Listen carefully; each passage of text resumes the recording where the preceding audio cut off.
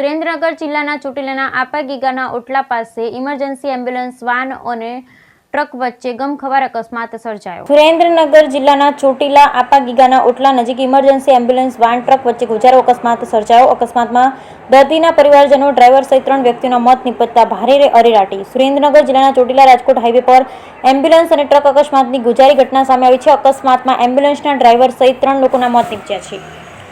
અકસ્માત અંગે મળતી માહિતી મુજબ ચોટીલાથી રાજકોટ જતી એમ્બ્યુલન્સનો ગત રાત્રે આપાગીગાના ઓટલા નજીક ટ્રક સાથે અકસ્માત થતાં એમ્બ્યુલન્સમાં સવાર દર્દી સાથે રહેલા તેમના બેન તથા દીકરી સહિત એમ્બ્યુલન્સ ડ્રાઈવરના કમકમાટી ભરા મોત નીપજ્યા હતા. ચોટીલાના હોસ્પિટલમાં દર્દીને વધુ તકલીફ જણાઈ હતી. મળતી માહિતી મુજબ ગત રાત્રે 10:30 વાગ્યે આજુબાજુ ચોટીલા તાલુકાના રાજપરા ગામે રહેતા કાજલબેન હરેશભાઈ મકવાણા, ઉંમર વર્ષ આશરે 35, ચોટીલા રેફરલ હોસ્પિટલે તેમની 18 વર્ષીય દીકરી તથા દીકરા સાથે સારવાર લેવા આવ્યા હતા. ત્યારે તેમના રાજકોટમાં રહેતા બહેન તથા બનેવીને પણ ચોટીલા બોલાવ્યા હતા. ચોટીલા રેફરલ હોસ્પિટલમાં સારવાર દરમિયાન દર્દીને વધારે તકલીફ થતી હોવાથી ડોક્ટરે રાજકોટ હોસ્પિટલ લઈ જવા જણાવ્યું હતું.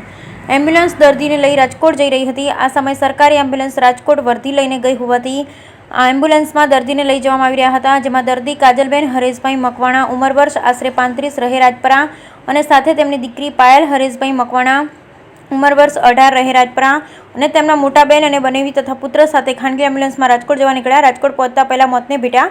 દરમિયાન ચોટીલાથી રાજકોટ તરફ આપાગીગાના ઓટલા નજીક એમ્બ્યુલન્સ ટ્રક સાથે ધડાકાભેર અથડાતા એક સાઈડનો કૂચો બોલી ગયો હતો. સ્થાનિકો 108ને જાણ કરતા 108ની મદદથી બધા દર્દીઓને ચોટીલા રેફરલ હોસ્પિટલ લાવવામાં આવ્યા. ફરજ પરના ડોક્ટરે ગીતાબેન જયેશભાઈ મિયાત્રાને મૃત જાહેર કર્યા. તેમજ પાયલ હરેશભાઈ મકવાણા અને એમ્બ્યુલન્સના ડ્રાઈવર વિજયભાઈ જીવાભાઈ બાવળિયા, ઉંમર વર્ષ આશરે 40, રહે ચોટીલાની 108 મારફતે રાજકોટ રિફર કરાયા હતા. જે બંને રાજકોટ પહોંચતા પહેલા મૃત્યુ પામ્યા. બ્યુરો રિપોર્ટ મહેશભાઈ ઉતેરિયા, સુરેન્દ્રનગર.